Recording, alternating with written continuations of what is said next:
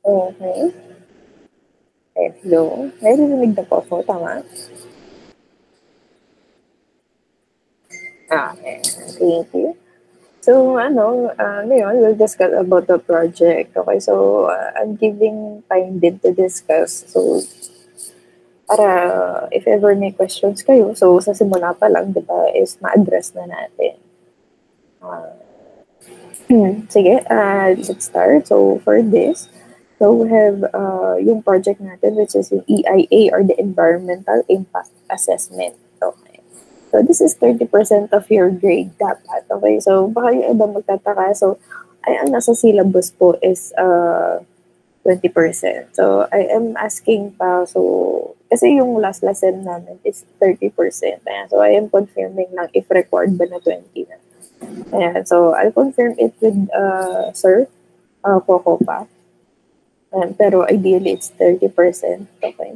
Kasi lahat ng mga matututunan natin for the NY is i-apply natin dito. Ayan. So, I'll update yun naman about it. So, first, so just an area with environmental issue that you want to address. Okay, so again, it's different topics per group. So, yung nasa example natin, so yung one is the railway, right? And so, ano bang ina-address natin na environmental issue? And so, di ba madami? So, syempre, for public transportation, so less use of car. So, again, it depends on your interest as a group. Kasi you can suggest naman yung mga, ano ba yung mga problems na gusto nyong isolve. But this time, it's specific for an area. So, kasi di ba yung ginagawa natin sa activity 1, yung ginawa natin pala nung activity 1 is, ano di ba, medyo general yung overview. So, yung parang knowledge, the basic knowledge yung ina-apply natin doon. Pero this time, it's specific na. Okay. For example, dito ba sa Batangas? Yan. So, magtatayo din ba kayo ng railway? Mga ganun. So, para syempre, yung railway kasi na nabigay ko, it's very detailed. So, imagine kasi it's 7 stations. And every station kasi is dapat ay may details ka per area. So, for example, it's affected, di ba magtatayo ka ng station? For example, the MRT. So, magtatayo ka doon. So, sino yung affected? So, ano yung madidisturb mo na part? Kasi syempre, di ba maghuhukay ka pa, maglalagay ka ng pundasyon.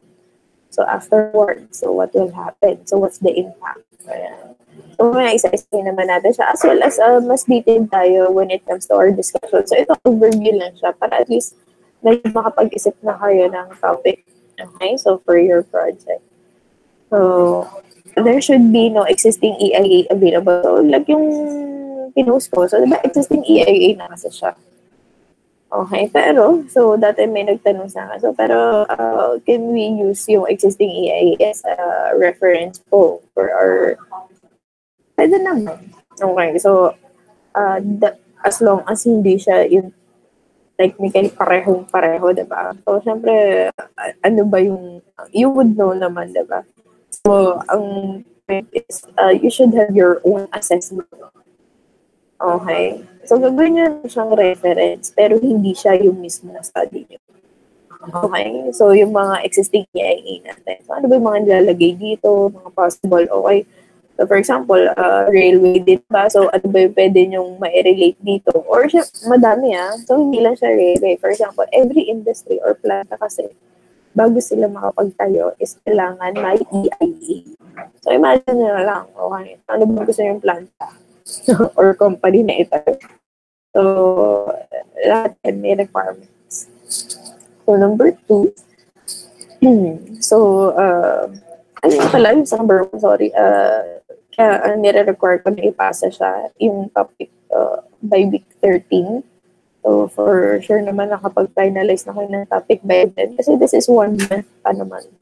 So, March 6. So, kailan pa ba yan na, kailan nyo mapafinalize, diba? So, kaya nga, ang giving time. Okay pa lang na mapag-usapan siya.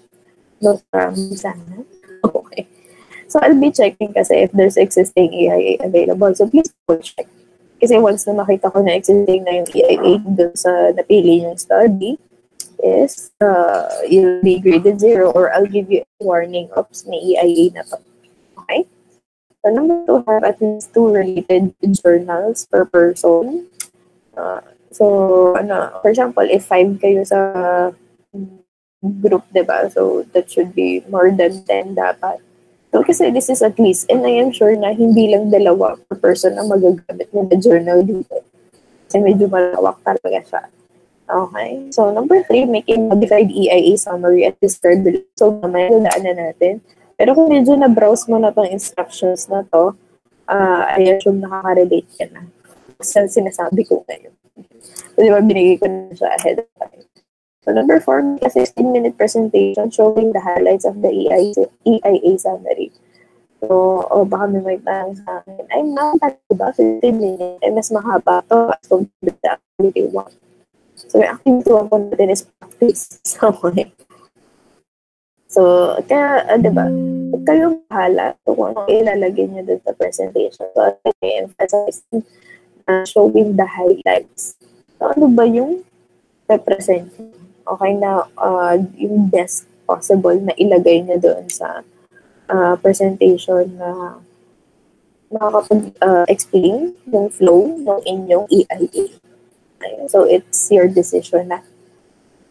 So, kasi we have a paper naman to support your presentation. So, para as much as possible, the summary itself is makikita sa presentation. So, every group will be given 5 minutes for Q&A. So, hindi lang naman 5 minutes as you can see. So, it depends sa sagot. Okay. So, it depends sa topic. So, kasi nga, again, I am checking if you are really understood and mastered your study. Kasi, panyo po, diba, lahat ng questions ko ay nagdedepende lang sa inyong presentation. I am just listening. Okay. Well, ayan. So, I hope you are prepared.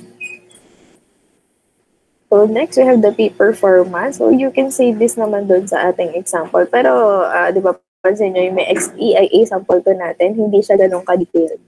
So, I have posted din naman na yung ganun level ng information. So, hindi kasi ako nag-expect na yung very detailed is magagawa natin. Pero, why not?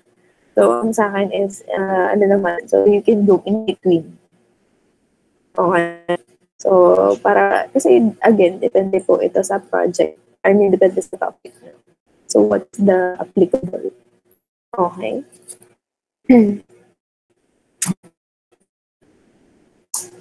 So, ito. Project location area, description of the project, so impact area, so project rationale. So, I suggest you read. So, kung ano yung mga nakalagay under this. So, para pag nakapili na kayo ng topic, ayan. So, is, alam niyo na din kung ano ilalagay. Ayan. So, the characteristics, main components, ayan, support facilities, pollution control devices. So, ano bang involved doon sa, sa topic nyo? So, is it the water, air, a solid, or even the people? Okay. So, anong gagawin natin for that? Or lahat ba applicable? Yan. So, ano siya, hindi siya limited sa isang topic. Okay. So, the process technology na gagamitin nyo. Kasi, diba, as you can see, diba, ang daming, technologies available. Pero ano yung i-apply niya sa mismong company nyo and bakit? So, ano ba yung advantages na? So, next, we have the project phases. So, we have the pre-construction. So, for example, yung mga truck, diba? So, imagine nyo, dadala siya ng mga, or yung mga equipment, yung mga pangbungkal, ayan. So, kasi diba, mag-drill yan. So, para makagawa tayo ng foundation. So, ano mangyayari? Ano affected? Diba? So, magabok. So, siyempre, the vibration. So, the noise. So, paano yung mga solid waste? Ayan, and as well as yung, syempre may water pa rin naman nakasama yan. Okay, so ano yung mga affected na areas during the pre-construction? So, the construction itself naman. So, syempre, gagawa ka dyan ng Huwag lalakad sa mga, di ba, bakal-bakal. So, syempre, maingay rin yun. And ano yung mga equipment mo gagawin for that. So, ano yung affected area. So, next, the post-construction. So, syempre, naglilinis ka na, nagtayo mo na yung company mo. Eh. So, legit, ito ay talaga, itatayo mo yung company mo. So, hindi naman ka makapagtayo kung walang EIA. Yan, so, and after you have passed the EIA, so yan, bibigyan ka ng certificate na pwede, okay. So, as yung na-discuss natin before. Yan. So, next. Okay naman, pupunta na tayo na, di ba? Nalinis na. So, sa naman didala yung mga dumi na nangyari for the construction, diba? So, next, we have the operation phase. Ito yung tumatakbo na yung company. So, for example, may wastewater treatment during the operation. Yan. So, madami din bang nagkatrabaho? Okay. So, in terms of people, or may mga affected tayo na indigenous, mga ganyan na people. So, there's no worries So, i-discuss ko naman isa-isa yung laman ng EIA talaga sa yung sa after midterms. I mean, the detailed ones. Pero ngayon pa lang, di ba? So, at least medyo nagkakaroon na tayo ng idea. Yeah, so, parang magkaroon na tayo na makapag-decide na kayo kung ano ang topic yung preferred. So next, we have assessment of environmental impacts na. So ito include a table of summary of impact identification, prediction, assessment, and mitigation for every field. So isa-isa po siya. So the land, water, air, and people. So mga i-share ko screen kayo sa isa na example. So you can check. Okay. Ay, doon pala sa project phases. So after operation pala. So anong next? The abandonment. So yes, we are considering that too. In years ba? Based on your research, years ng industry mo. So, ano ba lifespan niya? Okay. So, 25, 50 years. So, bakit? Okay. So, guys, meron naman siyang reference for that. So, depende kasi kung anong company tatayo niya. Okay. And so, parang plant design, di ba? So, anong gagawin niyo? Gigibain niyo ba yan after? Or ibebenta? So, it depends. So, bigyan natin the land, water, air, and people. So, for every phases na nabanggit ko is, may maapektuhan na part. So, yun yung, doon kayo papasok to assess yung mga possible impacts dito. Okay? So, next, we have the environmental management plan. So, how? Yeah. So, again, meron tayo for that. So, number 4 is the references. So, syempre, we need the list din. Okay? For that. So, presentation format. So, part 1, topic will be our members. Bakit to, sinasabi pa to? So, hindi ko alam bakit. Yung iba mali pa rin yung group number. Kaya minsan parang ako yung nalilito. na, okay, so parang I need to double check pa. So, please, sana maayos yung group number natin. So, first, modified EIA summary. So, again, it depends kung ano yung ilalagay nyo. Wala na akong format dyan. So, 5 nang bahala. Maglagay as sa 15 minutes. Okay, if you practice. So, part 3 list of references or journals. So, it's important kasi, syempre, para tayo, mga plagiarism. Kasi, you'll write a paper, diba? For presentation guidelines natin, so, 2 presenters lang po tayo. So, those who have reported already will not be qualified. For example, di ba, 6 kayo in a group. Okay. So, for activity 1, yung nag-present ng activity, hindi na 7% ng activity 2. So, 2 tira. So, that's it for, sila na yung para sa project. Okay. If 5 kayo, okay, exempted. Na may isang mauulit. Okay. So, it's your call na kung sinong mauulit. Ayan. So, again, if 5 kayo.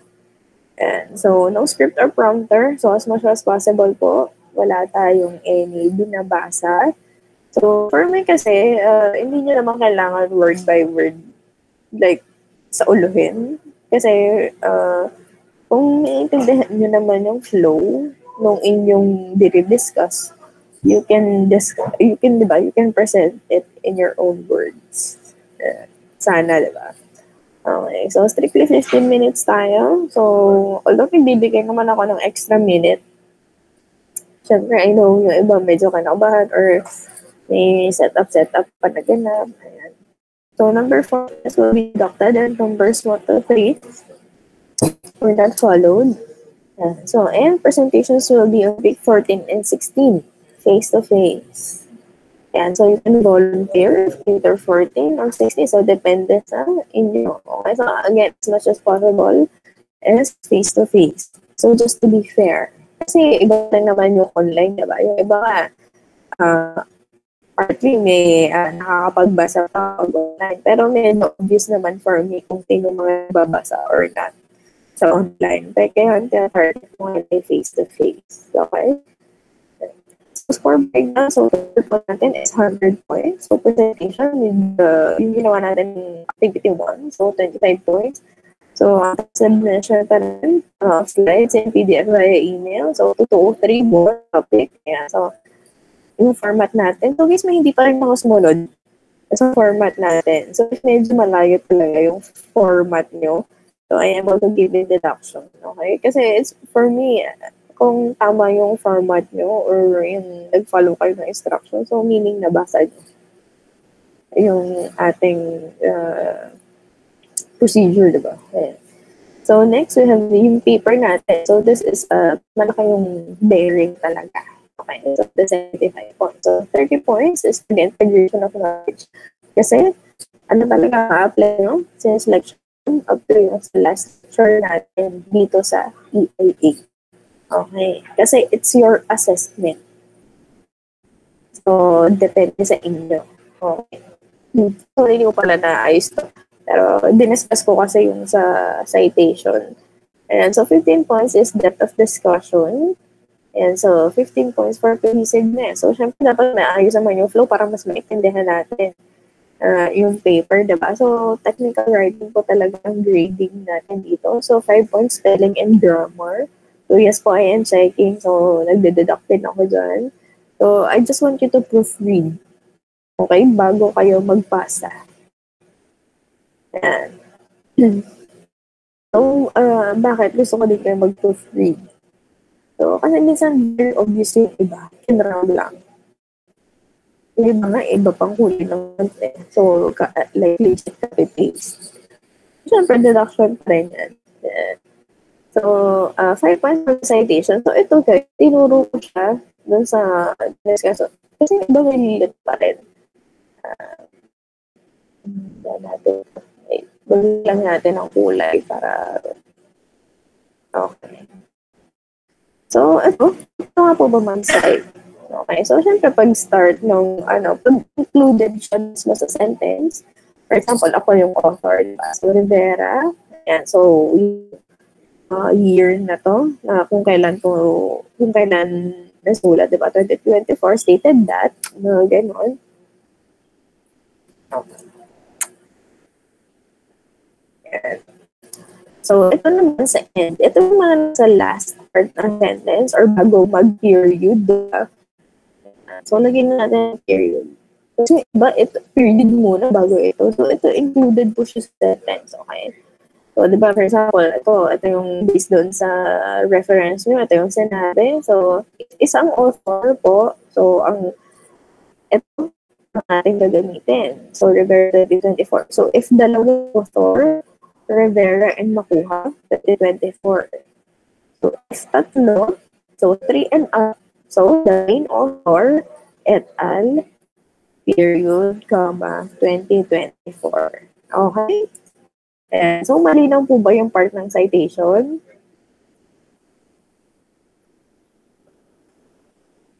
Malinaw po ba? Okay.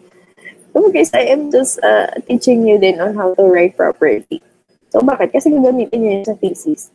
And ilang beses ko na kasi na nag-double check ng mga ganyan. So at least ngayon napapractice mo na siya. So para pagdating ng thesis writing, no, is hindi na kayo magkapan. Okay? On how to mga draft ng mga ganito.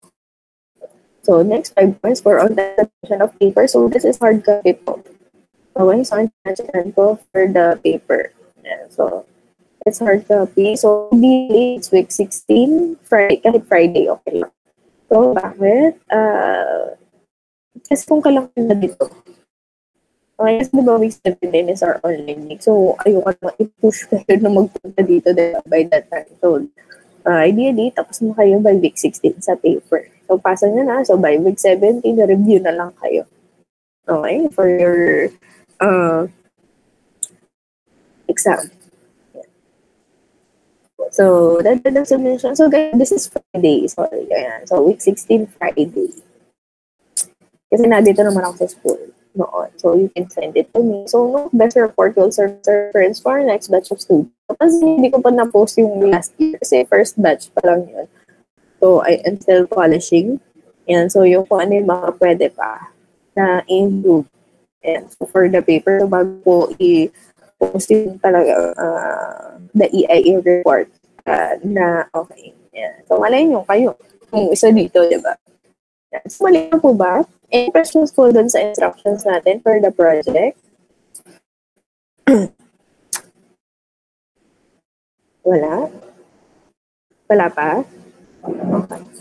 Yeah. So, I'll be sharing lang yung ating sample one. So,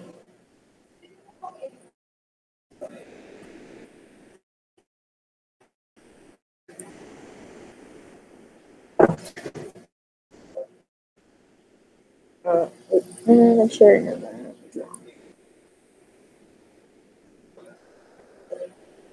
Yeah.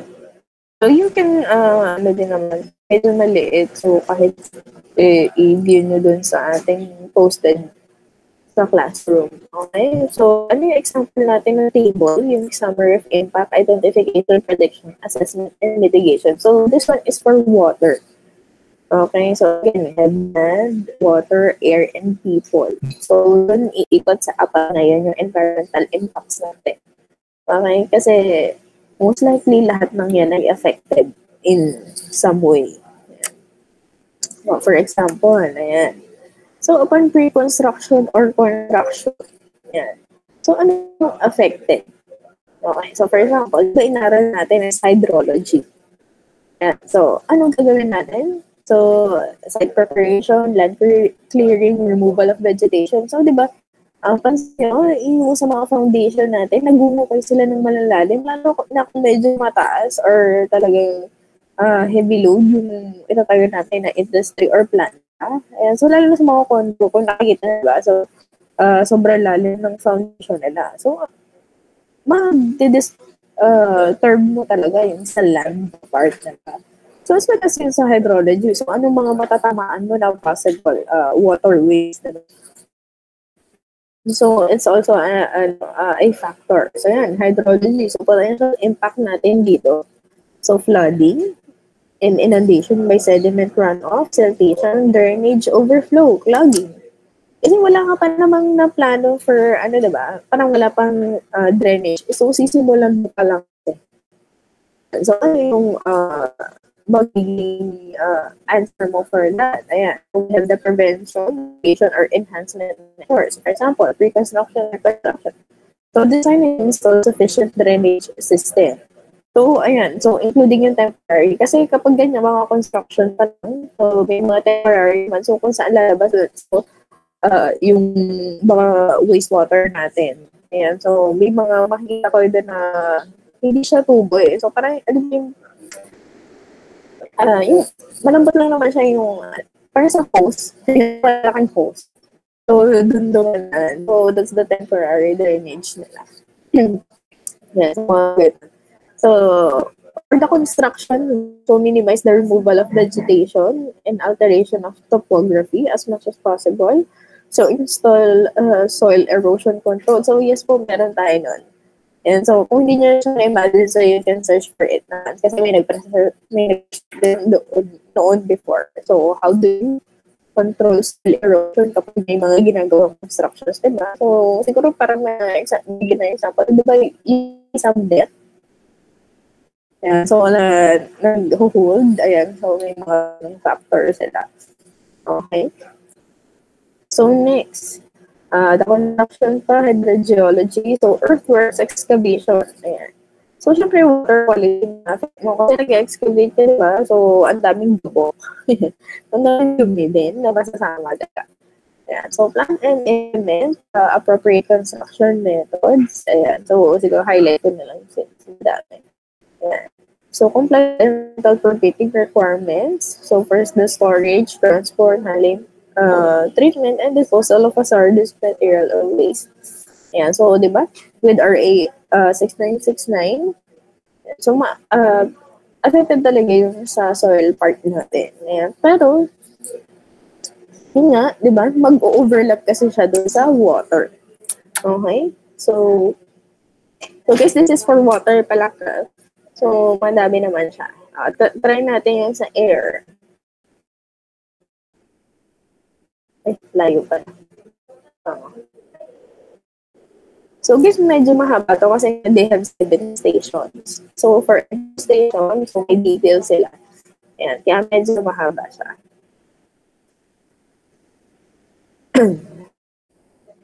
Ayan, so, ayan. And so, bigay na lang ako ng example. Ayan. So, for the pre-construction, so, while browsing. So, for pre-construction, so, di ba, kung dadala ka ng mga materials doon, so, ano yung mostly affected? So, di ba, to produce a noise. So, noise kasi is under air pollution. Ayan. So, may mga vibrations din. So, bakit? Kasi, ang daming malalaking truck or malalaking equipment.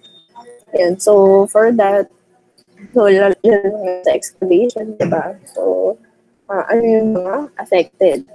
Ayan. So, as well as sa land naman is, okay, may mga indigenous people ba? Yung mga nakatira doon or mga animals? So, how about the habitat? So, diba, it's environment impact pa rin. For the construction, so syempre, pagtatayo kayo, mga bakal-bakal. So, maingay rin naman siya. And you'll use water. Ano pa? So, syempre, air din, ang gabok, diba? Yan. So, sa people naman, so safety of the workers din. Ayan. As well as yung employment. Yan. So, actually, it's part. So, next, the operation phase. Oh, ay, ito din ba yun? Ito. Yeah, so, the operation phase naman is ito. Yung climate change natin. Yeah, meteorology or climatology. So, regular inspection and preventive maintenance of railway structures and facilities. So, di ba, yung sa hazard natin versus the risk. Okay, so, kasi under operation siya, start na yung company. So, ano yung mga most likely affected? So, in terms of people, their safety, diba? As well as employment. Ayan. So, depende kasi sa nature ng industry nyo. Siyempre, kung may wastewater treatment ba kayo sa company or solid waste management. Ayan. So, part din siya ng operation ng planta nyo or kung ano mga company tatayo nyo. Ayan. So, next, although hindi kasi na dito, diba? So, we have the abandonment phase. So, yun nga, after 11 years. So, what's your plan? So, siyempre, ano, environmental impact na pwedeng mangyari after ng mga, ng inyong plan. Okay, for the abandonment. Yeah, so, madami siya. So, guys, no worries, ha? So, mas detailed pa naman yung gagawin natin upon discussion ng sa after midterms. So again, this is just an overview lang. So para mapag-isipan nyo na yung solution na gusto nyo dun sa specific problem. Kasi lahat naman is a problem, di ba? Yun nga, dito ba is may gagawin kayo. Yung last batch kasi na gumawa ng EIA, so nagpaalam sila sa akin. So pwede po ba mag-actual site visit? Sa akin naman is okay lang, pero baka kasi minsan hingan sila ng permit or letter, diba? So, ayan. So, ako, ang priority ko kasi ay safety pa rin. So, syempre, kung gubat ba yung tatayuan nyo? So, diba kasi starting from scratch siya eh. Ayan. So, please, ano pa rin, prioritize. Ayan. So, your safety if you want to do actual site visit. Okay. So, as in career. Pero, ayan, again, depende pa rin naman yun sa inyo. And syempre, more research muna tayo. Ayan, so, on what topic and ano yung mga possible maging impacts nito. Ayan, kapag itinayo na natin siya. Okay? I think yun lang naman muna sa ngayon So, any questions po?